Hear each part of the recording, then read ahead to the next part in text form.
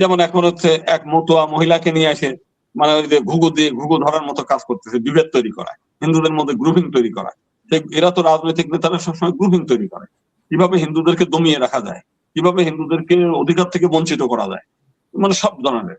এই যে যেমন বিভিন্ন বারের ইলেকশন টিলেকশন বিভিন্ন জায়গা হয়, এখন কিন্তু কোনো হিন্দু আর কোনো জায়গা থেকে নির্বাচিত হতে পারছে না, সুযোগ নেই, কারণ এরা প্রার্থীও দেয় না, ভোটও দেয় না।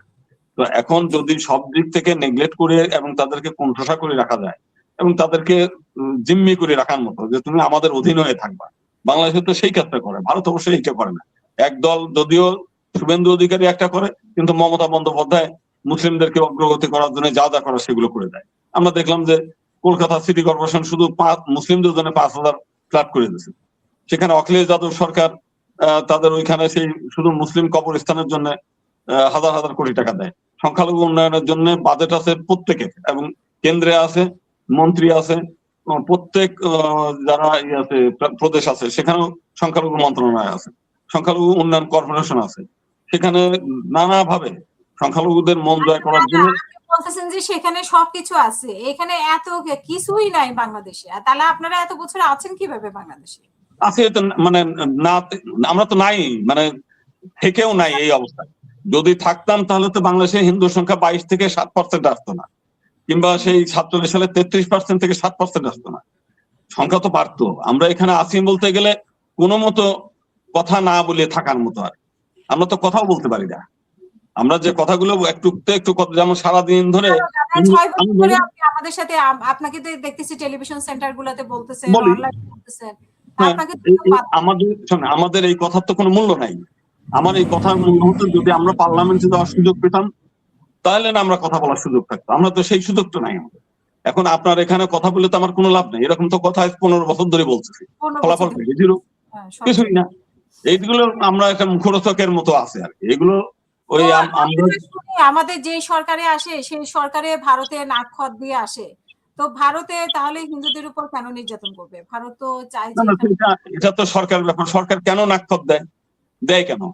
এই দেশের তার মানে এই রাজনৈতিক নেতাদের নিজস্ব মেরুদণ্ড নাই, অথবা নিজেদের দেশপ্রেম নাই। তাদের নাকখত দেবে কেন? তারা এই দেশের জনগণের উপর ভরসা করবে, এই দেশের জনগণের উন্নয়নের জন্য চেষ্টা করবে, এই দেশের জনগণের আশা আকাঙ্ক্ষা বাস্তবায়ন করার চেষ্টা করবে। সেটা না করে তারা হলো পার্শ্ববর্তী দেশ, তাদের কাছে নাকখত দিয়ে তারপরে এখানে আসে কেন? তাই না? তাহলে এই দেশের জনগণের উচিত এদের বয়কট করা, এদের সরিয়ে দিয়ে যারা দেশপ্রেমিক লোক তাদেরকে নির্বাচিত করা। জনগণ তো সেটা করে না, জনগণ তো তাদেরকেই নির্বাচিত করে, তাদেরকেই ভোট দেয় কেন? তো মানে সেই দেশ বলে না, মানে ভারত থেকে বলে দেয় না, ভাই আপনারা তো নাকখত দিয়ে যাইতেছেন, আমাদের লোকগুলোর একটু ভালো রাখেন। এই কথাগুলো তো বাংলাদেশের জনগণের বলা উচিত, যে যারা ভারত অথবা অন্য দেশের নাকখত দেবে তাদেরকে আমরা ভোট দেবো না, তাদেরকে আমরা চেয়ারে বসতে দেবো না। এই কথাটা বলে না কেন জনগণ? তাই না? তো সমস্যা তো আমরাই। আমরা যদি এই দেশে কি দেশপ্রেমিক লোক আছে না, প্রচুর আছে, তাদেরকে তো ভোটে দাঁড়ালে ভোট দেয় না জনগণ। জনগণ তো ওদের কি চায়।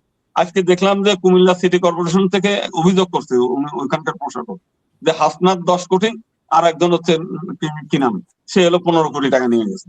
তাহলে এরাই যদি দেশপ্রেমিক হয়, ছাত্র অবস্থা থেকে মানে এক আন্দোলন করার পরেও যদি এই শুধু কুমিল্লা সিটি কর্পোরেশন থেকে 2 জন যদি 25 কোটি টাকা নিয়ে যায়, তাহলে এরা এতদিনে কি করছে এই দেশের? এখন শুনলাম যে ব্যাংকের সব টাকাগুলো লুট হয়ে গেছে। কারা করেছে? চোরে চোরে মাস্ত তো ভাই মতো এরা নিজেরা সবাই যে কারণে ধরে না কেউ কাউরে। এগুলো তো বিএনপি ধরে না কেন? বিএনপি তো এগুলো ধরা উচিত, যে কে কোন জায়গা থেকে টাকা নেছে, ব্যাংকের লুট করলো কারা, ব্যাংকের টাকাগুলো নিয়ে গেছে কারা। এগুলো তো করে না, কারণ এরাও নেয় ওরাও নেয়, এরা সবাই ভাগাভাগির মধ্যে আছে।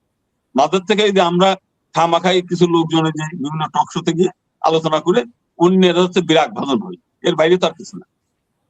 আমাদের শাহিনুর ভাই তো আর মানে পার্লামেন্টে যাইতে পারতেছে না, ওই আপনার এখানে অথবা অন্য 2-4টে টকশোর মধ্যে 2-4টে কথা বলা, প্রেস ক্লাবে 2-4টে কথা বলা, এইটুকু, এর বাইরে তার কিছু না।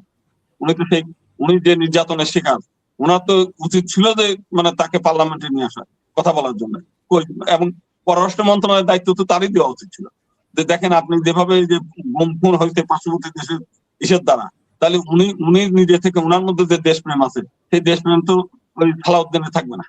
কিন্তু সালাউদ্দিনের উপরে তো ডিপেন্ডেন্ট, এই সরকার তো তাদের উপর ডিপেন্ডেন্ট। যখনই দেখছিল যে সালাউদ্দিন সাহেব যেহেতু ভারতে থেকে আসছে, ওর কোনো পদে রাখা উচিত ছিল না, কোনো মন্ত্রিত্ব দূরের কথা, কোনো জায়গাতেই রাখা উচিত ছিল না, কিন্তু তাকেই তো রাখছে।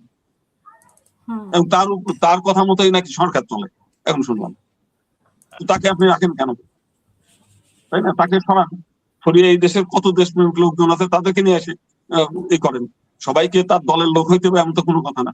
ভারতেও তো বহু মানুষ, যেমন আমাদের এখনকার রাষ্ট্রপতি আওয়ামী লীগের লোক, ইচ্ছে করলে তো সরিয়ে দিতে পারে, দেয় না কেন? আমরা ভারতের যে জয়শঙ্কর, সে তো কোনো দলের লোক না। ভারত শেখ হাসিনার লোকজনকে বের করে দেয় না কেন? তারা কি অনুপ্রবেশকারী না? মানে তারাও কি অনুপ্রবেশকারী না? আমরা বলি এটা তো তারা সুবিধা নিচ্ছে। এখন তো এই সরকারকে চাপ দেওয়ার জন্য যত প্রকার করা, চাপ দিয়ে রাখার জন্য যা যা করা তারা সেটা করবে। তারা তো তাদের সুবিধাটা দেখে, বাংলাদেশ তো নিজেদের সুবিধা দেখে না। সমস্যা তো এইটা। তারা 100% দেশপ্রেমিক, তারা তাদের সুবিধার জন্য যা যা করা সেগুলো করে। কিন্তু আমার দেশের লোক তো দেশপ্রেমিক না, আমাদের পেয়ার প্রেমিক। মানে যেন তেন ভাবে নাকখত দিয়ে, দাসখত দিয়ে, যেভাবে দালালি চাটুকারিতা করে নিজের চেয়ার চায়। সমস্যা তো এইটা। ওরা তো তা না। প্রথমে আমার দেশের লোক, দেশপ্রেমিক লোক, জনগণ যতদিন পর্যন্ত দেশপ্রেমিক নেতাদেরকে নির্বাচিত না করবে ততদিন পর্যন্ত আমাদের দুর্গতি শেষ হবে না। এই দেশের জনগণেরও দোষ আছে। জনগণ ওই সমস্ত দালাল, চাটুকার, চামচা, 2 নম্বর 5 নম্বর লোকদেরকে নির্বাচিত করে, অশিক্ষিত, কুশিক্ষিত এইগুলো। জনগণ যদি, এই দেশের জনগণ যদি ভালো হইতো, সৎ আদর্শ নীতিবান লোক বহু জায়গা আছে, বহুজন ইলেকশন করে আমরা দেখছি, তাদেরকে জনগণ ভোট দেয়। জনগণ ওই ভোট কেন্দ্রে যাওয়ার জন্য রিক্সা ভাড়া দেন, গাড়ি ভাড়া দেন, টাকা পয়সা দেন, ওই কিছু ই করে দেন, তারা ওই ভোট দেওয়ার সময় বিক্রি করে দেয় নিজেদের। এই দেশে সৎ মানুষ আছে তো, সৎ মানুষদের তো কেউ ভোট দেয় না, নির্বাচিত করে না, এটাই।